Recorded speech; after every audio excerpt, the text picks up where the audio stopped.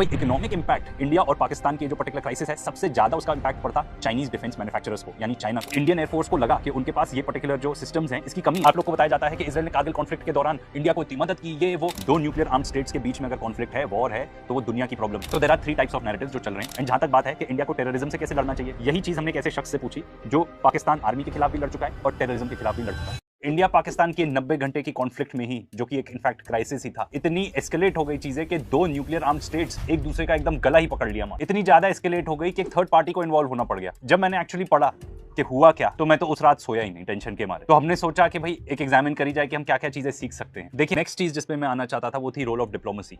Specially during war times या otherwise भी अगर तीसरे बंदे को आके एंटर करना पड़ता है, इसका मतलब बहुत ज्यादा एस्केलेशन हो चुकी थी। इसका मतलब इंडिया पाकिस्तान के बीच में कोई डायलॉग ही नहीं चल रहा था probably at that time. And इस वजह से इतनी ज्यादा एस्केलेट हो गई कि अमेरिका को इन्वॉल्व होना पड़ा। According to some of the international media, this is what happened. तो ये इंडिया के लिए बहुत डैमेजिंग था। तो ये दिखाता है कि कैसे पाकिस्तान ने अपना डिप्लोमेसी काफी ठीक तरीके से, इनफैक्ट आई वुड से अच्छे तरीके से मैनेज कर लिया। चाइना, टर्की, अजरबैजान ये एकदम बैक कर रहे थे पाकिस्तान को। आई थिंक एक जो सबसे बड़ी चीज जो लर्निंग हुई इसमें वो ये थी कि जो न्यूक्लियर थ्रेट है इसको लाइटली नहीं लिया जा सकता, क्योंकि कितने जल्दी चीजें एस्केलेट होती हैं in the modern warfare we don't know. वैसे तो कोई भी conflict between 2 nuclear armed states हमारे हिसाब से तो बहुत बड़ी बेवकूफी ही है, क्योंकि बहुत जल्दी चीजें एस्केलेट हो गई, ये हमने देखा। दोनों देशों में से कोई भी बैकडाउन नहीं करना चाहता था। न्यूक्लियर बॉम्ब क्या है, ये एक डिटेरेंस है, इसको कोई भी यूज नहीं करना चाहता। और आपका मोटिव ये तो बिल्कुल नहीं हो सकता कि भाई हम दूसरे देश को तबाह कर देंगे, ऐसा कर देंगे, बिल्कुल भी नहीं। बहुत सारे लोग हमारे आसपास कि खत्म कर दो, ये कर दो, वो कर दो, ठोक दो, ऐसे नहीं चलता है भाई, बिल्कुल भी नहीं। और ये 3-4 दिन की जो पर्टिकुलर कॉन्फ्लिक्ट थी, इससे तो और भी क्लियर हो जाना चाहिए कि म्यूचुअली अश्योर्ड डिस्ट्रक्शन ही है। और वैसे भी अगर आप दूसरे देश को चोट पहुंचाते हो, वो ऑफ कोर्स रिटेलिएट करेगा, ये तो हमने देख ही लिया है। तो भाई आपका भी तो नुकसान होगा, और दूसरे को नुकसान करके आपका क्या फायदा हो रहा है, मुझे तो ये बताओ। और जहां तक एस्केलेट होने की बात है टुवर्ड्स न्यूक्लियर, तो इजराइल कब से ईरान के जो न्यूक्लियर साइट्स हैं उसको बॉम्ब करना चाहता है। यूएस ने बिल्कुल भी अलाउ नहीं किया फॉफो ने कि भाई ये तो बिल्कुल नहीं होगा, क्योंकि ऑफ कोर्स गारंटीड है म्यूचुअली अश्योर्ड डिस्ट्रक्शन, दुनिया खत्म होनी है फिर उसमें। तो भाई जितने भी लोग ये सब बात करते हैं ना हमारे आसपास, मेरा उनको मैसेज है कि प्लीज दुनिया थोड़ी और जानो, न्यूक्लियर कितना सीरियस मैटर है उसको जानो।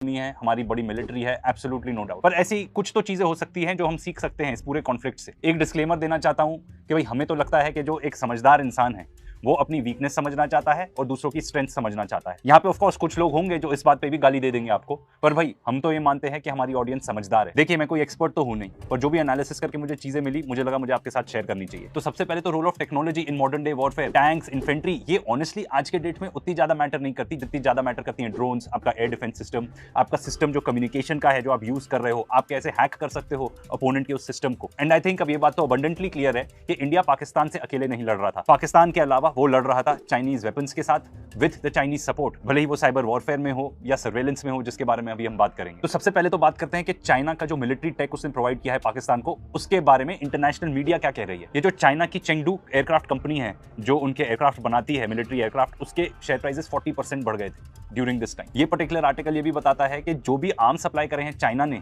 ये प्रोबेबली फर्स्ट इसका रियल टेस्ट हुआ इस पर्टिकुलर कॉम्बैट में। चाइना ने पिछले 40 साल से एक भी वॉर नहीं लड़ी है, पर उन्होंने बहुत ही फटाफट अपने आर्म फोर्सेस को मॉडर्नाइज किया है नए टेक के साथ। पिछले 5 साल में पाकिस्तान ने जितने भी इंपोर्ट किए हैं वेपन्स, वो 81% चाइना ने ही सप्लाई किए हैं। चाइना और पाकिस्तान ने मिलकर जॉइंट मिलिट्री एक्सरसाइजेस भी की हैं, एयर, सी एंड लैंड में। ये बहुत इंटरेस्टिंग है देखना कि इंटरनेशनल मीडिया कैसे बताता है ये चीज। सबसे पहले वो बता रहे हैं कि भाई पाकिस्तान के लार्जली जो आर्म्स हैं वो तो चाइना से आते हैं, और इंडिया के जो वेपन्स हैं आधे वो लेते हैं यूएस और उसके एलाइज से।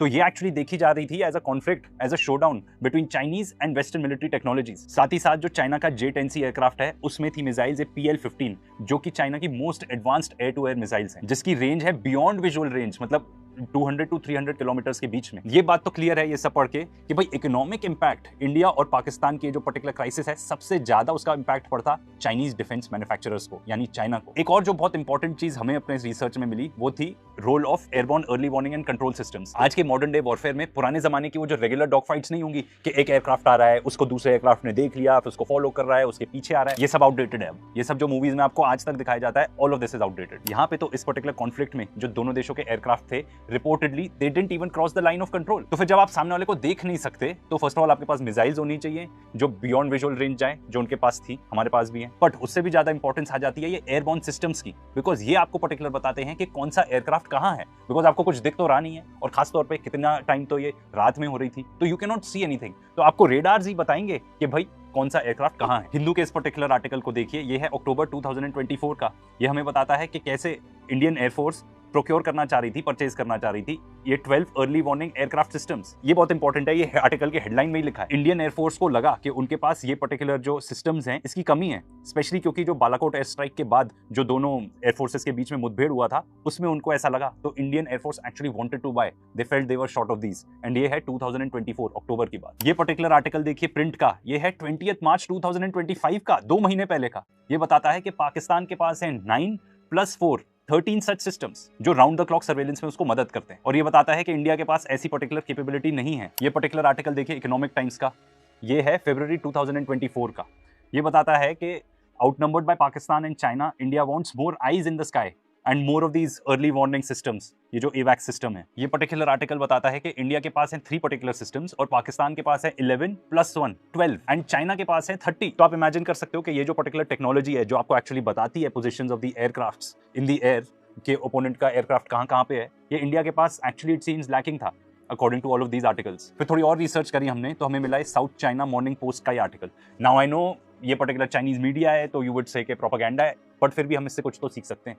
तो ये बताता है कि कैसे पाकिस्तान ने यूनिफाई किए रेडार, जेट एंड जो वार्निंग एयरक्राफ्ट है अगेंस्ट चाइना, मतलब उन्होंने तीनों चीजें कंबाइन करी। ये जो पर्टिकुलर रिपोर्ट का मेंशन किया है ये भी चाइनीज मिनिस्ट्री की तरफ से ही आई है। ये पर्टिकुलर रिपोर्ट बताती है कि सिर्फ फायर पावर ही जरूरी नहीं है, आपके पास इंटेलिजेंट सिस्टम्स भी होने चाहिए, एंड ये प्रोबेबली डिसाइड करेंगे कि डिसाइडिंग फैक्टर क्या है। ये बताता है कि जो ट्रेडिशनल एयर कॉम्बैट है उसमें एक सिंगल जेट ही हैंडल करता है डिटेक्शन एंड मिसाइल गाइडेंस, पर पाकिस्तान की अप्रोच के पास था रियल टाइम डेटा। अब ये पाकिस्तान के पास ही टेक है या चाइना से आ रहा था, that we don't know, but ये बताते हैं कि सबसे पहले तो जो ग्राउंड सिस्टम है वो लॉक ऑन करते हैं टारगेट पर, फिर जो जेट है वो लॉन्च करता है missile from a safe distance, and finally ये जो एवैक्स सिस्टम है ये गाइड करता है उस पर्टिकुलर मिसाइल को to hit the particular target. China की तरफ से ये बताता है कि भाई ये पर्टिकुलर सारे सिस्टम्स हमारे पास ही हैं, अब हमसे आके खरीदो ये सब। ये आर्टिकल ये भी बताता है कि जो यूएस एंड रशिया के पास जो सिस्टम है that is launched by A guided by B, पर पाकिस्तान के पास जो सिस्टम है उसमें एक स्टेप और एडेड हो जाता है, गाइडेड बाय सी। फर्दर ये आर्टिकल बताता है कि ये जो beyond visual range combat ability है ये है particular game changing in the air combat mode. साथ ही साथ जो पाकिस्तान एयरफोर्स ने अपनी प्रेस ब्रीफिंग्स में बताया वो बताते हैं कि they were able to hijack Indian communication systems, and उन्होंने इस चीज के लिए जीपीएस जैमर्स यूज किए,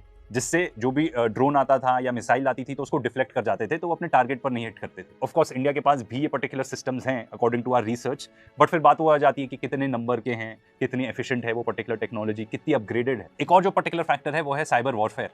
ये पर्टिकुलर आर्टिकल्स ही हमने देखे, पाकिस्तान एलाइड हैकर्स, मतलब पाकिस्तान से भी हो सकते हैं, चाइना से भी हो सकते हैं, कहीं से भी हो सकते हैं, उन्होंने 15 लाख साइबर अटैक्स लॉन्च किए थे on Indian websites, and in fact इतना तक कहा जा रहा है कि जो बहुत सारे यहाँ पे ब्लैकआउट हुए थे हमारे कंट्री में, there were cyber attacks, there were not exactly कि भाई हमारे कंट्री ने ही उसको ब्लैकआउट किया था। कितनी सच्चाई है I don't know. My point of telling you this is कि China is the leader in all of this tech, and couple all of the technology that they give to Pakistan and China's capability. इसमें एक और बहुत अहम चीज जो है वो आती है कि भाई चाइना के पास जो सैटेलाइट सिस्टम है, जो उनका पर्टिकुलर स्पेस नेटवर्क है, it is actually one of the strongest in the world, even better than the United States of America. तो अब आप पूछोगे कि चाइना इससे क्या कर लेगा? भाई आपकी जितनी ज्यादा सैटेलाइट्स होंगी आप उतना ज्यादा रियल टाइम डेटा आपको मिलेगा, and it is definitely possible कि चाइना ने ये सब सर्वेलेंस डेटा पाकिस्तान को दिया हो, एंड बिकॉज वो जॉइंट मिलिट्री एक्सरसाइजेस भी करते हैं, definitely Pakistan also knew how to use this particular data. And जैसे कि हमने आपको बताया था, चाइना का तो सबसे बड़ा स्टेक था इसमें इकोनॉमिकली, बिकॉज उनके वेपन्स के लिए पर्टिकुलर टेस्ट था। ये वही तरीका है जैसे यूएसए यूक्रेन की हेल्प करता था by providing them real time information. तो ये बात क्लियर है कि भाई हम सिर्फ पाकिस्तान से नहीं लड़ रहे हैं,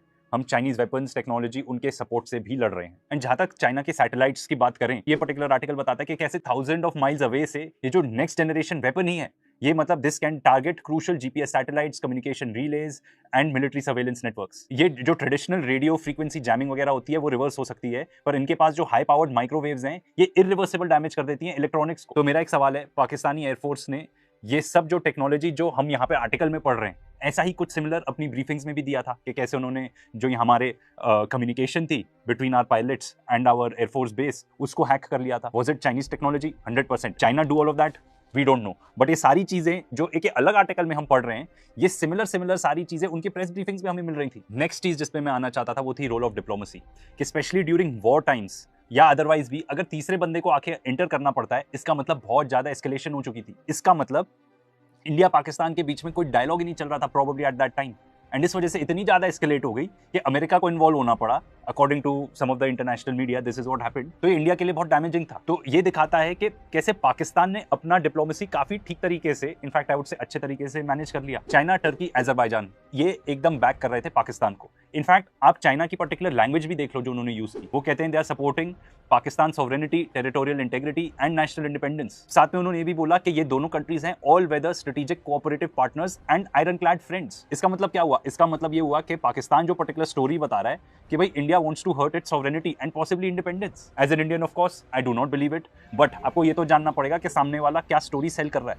इंटरनेशनल कम्युनिटी को। एंड इस पे मेरा फिर दूसरा सवाल है, किस कंट्री ने आके इंडिया को बैक किया? आप मुझे बताओ। क्या इजराइल ने किया? हमारे यहाँ हमेशा लोग कहते हैं कि इजराइल तो एकदम हमारे साथ है इसलिए हम इजराइल को सपोर्ट करते हैं। आई एम सॉरी, आप सब लोग को ना मिसलीड किया जा रहा है, गुमराह किया जा रहा है। इजराइल की पर्टिकुलर स्टेटमेंट देख लो, उन्होंने भी मेंशन किया टेररिस्ट, नॉट आउटराइट सपोर्ट, कि भाई हम India has the right to defend itself against terrorist. उन्होंने बिल्कुल भी नहीं मेंशन किया कि हाँ we are with India no matter what. थोड़ा सा डाइग्रेस करूंगा पर एक जरूरी पॉइंट है। आप लोग को बताया जाता है कि इजराइल ने कारगिल कॉन्फ्लिक्ट के दौरान इंडिया को इतनी मदद की, ये वो। हमने बात की थी vice air marshal Pramod Srivastava sir से, who served during the time of the Kargil conflict, कि भाई ऐसा इजराइल ने कुछ अलग से सपोर्ट किया था क्या? ही टोल्ड अस कि नहीं, जैसे सारे कंट्रीज ने किया था, जैसे रशिया ने भी किया था, एंड जो भी वेपन्स दिए थे वो सबके पैसे ही लिए थे ना। चलिए हम थोड़ा इजराइल के नाम से भटक गए थे, वापस आते हैं। ये भी जरूरी है देखना कि कैसे चीजें अनफोल्ड हुई, because fog of war, fog of conflict इतना ज्यादा है कि बहुत क्लियर नहीं हो पा रहा।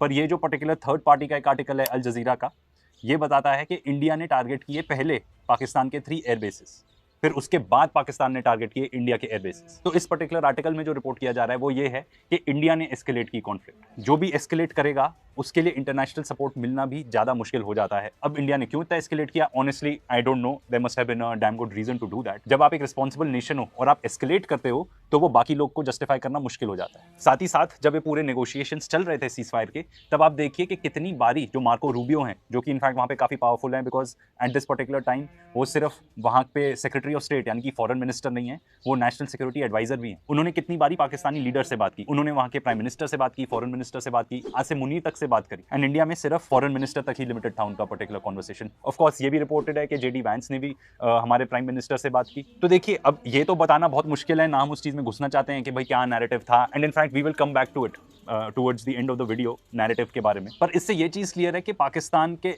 जितने भी टॉप लीडर्स थे उन्होंने यूएसए के टॉप लीडर्स से काफी ज्यादा बात करी एंड पॉसिबली उनको कन्विंस किया टू इंटरवीन, और if not at least time to time updates देते रहे। बातचीत बहुत ज्यादा जरूरी होती है, ये हमको इस चीज से पता चलता है। एंड अब इंडिया के फॉरेन पॉलिसी पे मैं बहुत ज्यादा ड्वेल नहीं करना चाहूंगा, ये एक बहुत ही अच्छा वीडियो है जो देशभक्त चैनल पे है, डेफिनेटली इसको आप चेकआउट करना। पर इस चीज पे मैं ये भी बताना चाहूंगा कि जो हमारे एम्बेसडर्स थे, they were working very very hard and they actually did a good job to try to speak to the international media. पर प्रॉब्लम ये थी कि जो हमारी मीडिया थी वो उनकी मदद नहीं कर रही थी, बिल्कुल भी नहीं। एंड इस पे हम वापस आएंगे towards later part of the video. I think एक जो सबसे बड़ी चीज जो लर्निंग हुई इसमें वो ये थी कि जो न्यूक्लियर थ्रेट है इसको लाइटली नहीं लिया जा सकता, क्योंकि कितने जल्दी चीजें एस्केलेट होती हैं in the modern warfare we don't know. वैसे तो कोई भी conflict between 2 nuclear armed states हमारे हिसाब से तो बहुत बड़ी बेवकूफी ही है, क्योंकि बहुत जल्दी चीजें एस्केलेट हो गई, ये हमने देखा। दोनों देशों में से कोई भी बैकडाउन नहीं करना चाहता था। न्यूक्लियर बॉम्ब क्या है? ये एक डिटेरेंस है, इसको कोई भी यूज नहीं करना चाहता। और आपका मोटिव ये तो बिल्कुल नहीं हो सकता कि भाई हम दूसरे देश को तबाह कर देंगे, ऐसा कर देंगे, बिल्कुल भी नहीं। बहुत सारे लोग हमारे आसपास, सरकार ने तो बिल्कुल नहीं, सरकार ने तो बहुत ही बढ़िया कम्युनिकेशन की, एकदम tight. And special thanks to Vikram Misri and हमारे आर्म्ड फोर्सेस, जिन्होंने आके इतने बढ़िया तरीके से चीजें कम्युनिकेट की, काफी टाइट रखी उन्होंने कम्युनिकेशन, बिल्कुल भी लूज वर्ड हेयर इधर उधर कुछ नहीं। पर जो हमारे आसपास लोग हैं उनकी भाषा सुन के जो डेफिनेटली इन्फ्लुएंस हो रहे हैं हमारे मीडिया और इन्फ्लुएंसर्स से, वो तो बहुत ही दुखद था कि खत्म कर दो, ये कर दो, वो कर दो, ठोक दो। ऐसे नहीं चलता है भाई, बिल्कुल भी नहीं। और ये 3-4 दिन की जो पर्टिकुलर कॉन्फ्लिक्ट थी, इससे तो और भी क्लियर हो जाना चाहिए कि म्यूचुअली अश्योर्ड डिस्ट्रक्शन ही है। और वैसे भी अगर आप दूसरे देश को चोट पहुंचाते हो, वो ऑफ कोर्स रिटेलिएट करेगा, ये तो हमने देख ही लिया है। तो भाई आपका भी तो नुकसान होगा, और दूसरे को नुकसान करके आपका क्या फायदा हो रहा है, मुझे तो ये बताओ। और जहां तक एस्केलेट होने की बात है टुवर्ड्स न्यूक्लियर, तो इजराइल कब से ईरान के जो न्यूक्लियर साइट्स हैं उसको बॉम्ब करना चाहता है। यूएस ने बिल्कुल भी अलाउ नहीं किया फॉफो ने कि भाई ये तो बिल्कुल नहीं होगा, क्योंकि ऑफ कोर्स गारंटीड है म्यूचुअली अश्योर्ड डिस्ट्रक्शन, दुनिया खत्म होनी है फिर उसमें। तो भाई जितने भी लोग ये सब बात करते हैं ना हमारे आसपास, मेरा उनको मैसेज है कि प्लीज दुनिया थोड़ी और जानो, न्यूक्लियर कितना सीरियस मैटर है उसको जानो, उसका एक रेफरेंस भी लाइटली नहीं लिया जाता। पूरे दुनिया में लाइटली नहीं लिया जाता। आप यही देख लो, ये आर्टिकल में बोरिस जॉनसन कह रहे हैं कि पुतिन अगर यूज करेंगे टैक्टिकल न्यूक तो he would be crazy, because इसी टाइप की चीजें बोली जाएंगी तो इसको तो हटा ही दो भाई इक्वेशन से, और वॉर को ग्लोरीफाई करना बंद करो। ये जो वॉर सीजन चालू रहता है ना मीडिया पे, बिल्कुल भी नहीं होना चाहिए, खत्म करो इसे। और एक और इंटरेस्टिंग बात बताऊं, रिसेंट हिस्ट्री में किस देश ने सबसे ज्यादा वॉर्स लड़ी हैं? हमेशा एकदम कोई भी वॉर होता है तो उसका नाम तो सामने ही रहता है। जो भी हमारे चैनल पे रेगुलर व्यूअर्स हैं, you would know United States of America. You know even they have a doctrine कि कोई भी न्यूक्लियर आर्म्ड स्टेट के साथ वो वॉर इनिशिएट ही नहीं करेंगे। एंड उनकी हिस्ट्री देख लो, उन्होंने कहां किया है ऐसा। मतलब आप सोचो कि उनको वॉर्स करने हैं but they are very clear कि भाई न्यूक्लियर हो तो हम तो वहां जाएंगे भी नहीं। एंड देखो बात सिंपल है, एंड ये this is the reality of what actually happened. दो न्यूक्लियर आर्म्ड स्टेट्स के बीच में अगर कॉन्फ्लिक्ट है, वॉर है, तो वो दुनिया की प्रॉब्लम है। और कोई भी देश सोचेगा भी न्यूक्लियर ऑप्शन की तरफ जाने का तो वो आइसोलेट हो जाएगा दुनिया में। बहुत ही क्लियर है ये बात। तो ये जो वॉर को ग्लोरीफाई किया जाता है ना भाई, ये तो बिल्कुल भी मत करो, है ना। ये वॉर सीजन खत्म करो मीडिया पे, ये इसको एकदम बंद करो। एंड मैं आपको बहुत ही बड़ा रीजन बताता हूँ क्यों प्रॉस्पेरिटी चाहिए होती है, क्यों अपने पड़ोसियों के साथ आपका जो बॉर्डर इश्यूज हैं उसको रिजॉल्व करना चाहिए। सबसे बड़ा example again, the world's biggest economy United States of America. It is blessed क्योंकि उसके आसपास इतने दो ओशंस हैं, और उसके जो दो नेबर्स हैं कनाडा एंड मेक्सिको, उसके साथ एकदम ही फ्रेंडली रिलेशन है, बिल्कुल भी नहीं उनके साथ प्रॉब्लम। तो उनके पास कोई बॉर्डर डिस्प्यूट्स ही नहीं है, which actually allows them to grow economically। और उनको जब वॉर करना होता है तो अपने से far lower, far weaker non nuclear armed states उनके साथ वॉर करते हैं, which of course also allows them to grow economically। So my point being, इसको समराइज करता हूं, दो न्यूक्लियर आर्म्ड स्टेट्स में वॉर इज स्टूपिडिटी। एक और जो चीज थी वो थी role of information and role of media. हमारे मीडिया ने क्या किया काम, they were actually putting more pressure on the armed forces. ये एक्चुअली थ्रेट था हमारे लिए सबसे बड़ा। हमने इसके बारे में और ज्यादा डिटेल में बात किया इस पर्टिकुलर वीडियो में, उसको प्लीज चेकआउट करना। साथ ही साथ प्लीज प्लीज प्लीज मीडिया, आप ना लोगों को डिह्यूमनाइज करना बंद करो, हमारी बहुत ही बुरी रेपुटेशन हो जाती है इसकी वजह से। और जितने भी हमारे सोसाइटी वाले अंकल हैं ना, ये बुड्ढे, ये जो ओल्डीज हैं, ये लोग ना किसी अलग ही एरा में रहते हैं। ठीक है, आपके आपस में रहे होंगे झगड़े वगड़े, भाई हमें झगड़े नहीं चाहिए, हमें शांति चाहिए। Things have changed now. Weapons अब इतने ज्यादा डेंजरस हो गए हैं कि पूरी दुनिया ही थ्रेटन हो जाती है। एंड ये हमने देख लिया, आई नो मैं इसको रिपीट कर रहा हूं but this is very important, ये हमने देख लिया जो हुआ पर्टिकुलर। अस्सलाम वालेकुम दोस्तों, जैसा कि आपने हाइलाइट्स में देख ही लिया कि अभी जैसा कि मुकम्मल वीडियो की जाने से पहले दोस्तों इस वीडियो में दिखाया गया है कि किस तरह से राफेल का जो तैयारा है जो कि इंडिया ने फ्रांस से लिया हुआ था, इसकी जो कंपनी के जो शेयर्स हैं वो इससे तकरीबन -1% पर ग्राउंड हो चुके हैं और दिखाई भी दे रहे हैं कि डाउन हो रहे हैं। और ये जबकि दूसरी तरफ जो पाकिस्तान ने हिस्सा जंग में जो तैयारा इस्तेमाल किया था J-10C, इसके जो चीनी कंपनी है इसके जो शेयर्स में तकरीबन 23% इजाफा हुआ है और ऊपर इसकी जो मार्केटिंग है ऊपर चली गई है। और क्यों ना कि बाकी ममालिक भी जो हैं उसके इन्होंने ऑर्डर करने शुरू कर दिए हैं और इनके जो है वो 23% बढ़ चुके हैं। तो यहाँ पर पता चलता है कि जो चीनी तैयारा है वो काफ़ी ज़्यादा इस वक्त अपने पहुँच में है और मशहूर हुआ है। और इसी वजह से जो मशहूर हुआ है वो किसने इस्तेमाल किया, क्योंकि पाकिस्तान के J-10C ने इस्तेमाल किया और पाकिस्तान के बैट्स ने जो इसका जो तैयारा मशहूर किया हुआ है। तो इस वीडियो में आप देख सकते हैं, लोगों ने देखा कि 12 दिन आप लोगों ने देखा कि भारतीय मीडिया इसको खुद ही तस्लीम कर दिया है कि पाकिस्तान का मीडिया की बात नहीं कर रहा हूँ बल्कि इंटरनेशनल मीडिया की बात कर रहा हूँ। इन्होंने खुद ही तस्लीम किया कि राफेल का जो तैयारा है फ्रांस का, इसकी जो कंपनी के शेयर्स हैं वो काफ़ी डाउन हो चुके हैं और दिखाई भी दे रहा है। और ये काफ़ी शदीद जो वो है वो इसमें किसी के शेयर्स जो हैं इसके जो ग्राफ दिखाई गया है दोस्तों, अगर इसकी जो कीमत की बात की जाए तो ये जेट्स तैयारा जो कि तकरीबन $25 मिलियन का अमेरिकी बनते हैं, जबकि दूसरी तरफ अगर राफेल की बात की जाए तो इसकी जो कीमत है तकरीबन $93 मिलियन अमेरिकी है। इसकी कीमत इस तैयारे की तो तकरीबन 4 से 4 गुना भी ज़्यादा है, इसकी कीमत ज़्यादा है J-10C। और J-10C का जो तैयारा है इसके बहुत मुनासिब कीमत है। तो इसी वजह से अब दुनिया जो है इसकी तरफ मुतवज्जो हो रही है, J-10C की तारीफ भी हो रही है और जो इसे ख़रीदेगा इसी वजह से इसके शेयर्स जो है वो इजाफा दिखाई दिया गया है। पाकिस्तान की इस फतेह पर पाकिस्तान ने खुशी है, दूसरी तरफ चाइनीज़ भी बहुत खुश हैं, क्यों ना कि सारे मामलात में चाइनीज़ हथियार इस्तेमाल हुए और पाकिस्तानी ने इस्तेमाल किए। इन्होंने इसके जिस बात पर पता चल गया कि हमारे जो हथियार हैं मगरबी के हथियार से ज़्यादा ताकतवर है और ज़्यादा अच्छे काम करते हैं, तो इसी वजह से चाइना ने काफ़ी ज़्यादा इस पाकिस्तान की फतह पर खुशी का इजहार किया और काफ़ी ज़्यादा सपोर्ट दिखाई दी पाकिस्तान के साथ। और इस पर इंडिया में जो चाइना जो चल रहा था इस तुर्की के बाइकआउट चल रहा है और अज़रबैजान का बायकॉट चल रहा है, क्यों ना कि इन मुल्कों ने पाकिस्तान की काफ़ी सपोर्ट की है और पाकिस्तान की हर तरफ से मदद की। दोस्तों वीडियो की जानिब चलते हैं, वीडियो को देखते हैं कि भारतीय मीडिया क्या दिखा रहा है और क्या बवेला मचा रहा है।